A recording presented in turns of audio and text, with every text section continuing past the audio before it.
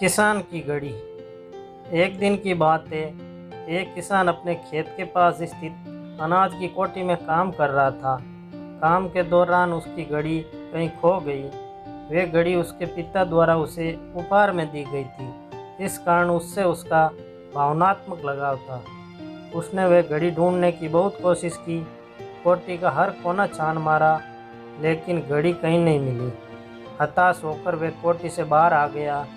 वहाँ उसने देखा कि कुछ बच्चे खेल रहे हैं। उसने बच्चों को पास बुलाकर उन्हें अपने पिता की घड़ी खोजने का काम सौंपा। घड़ी ढूंढ निकालने वाले को इनाम देने की घोषणा भी की। इनाम के लालच में बच्चे तुरंत मान गए। कोठी के भीतर जाकर बच्चे घड़ी की खोज में लग गए। इधर उधर यहाँ वहाँ हर जगह खोजने पर भी घड़ी नहीं मिल पाई। बच्चे थक गए और उन्होंने हार मान ली। किसान ने अब घड़ी मिलने की आश खो दी।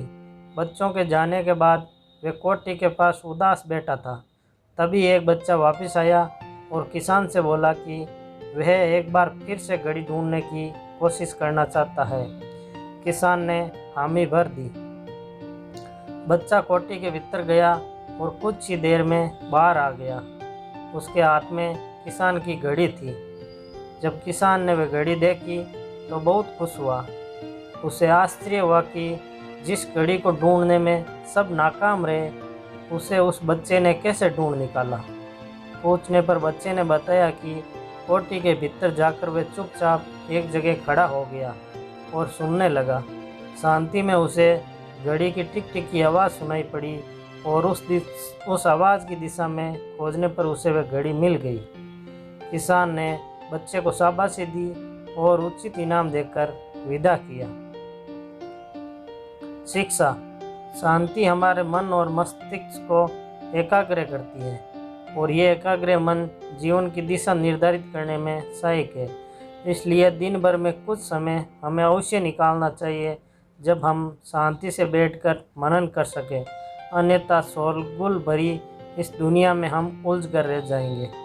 हम कभी भी न तो खुद को जान पाएंगे और न ही अपने मन को। बस दुनिया की भेड़ चाल में चलते चले जाएंगे। जब आँख खुलेगी तो बस पछतावा ही होगा कि जीवन की ये दिशा हमने कैसे निर्धारित कर दी।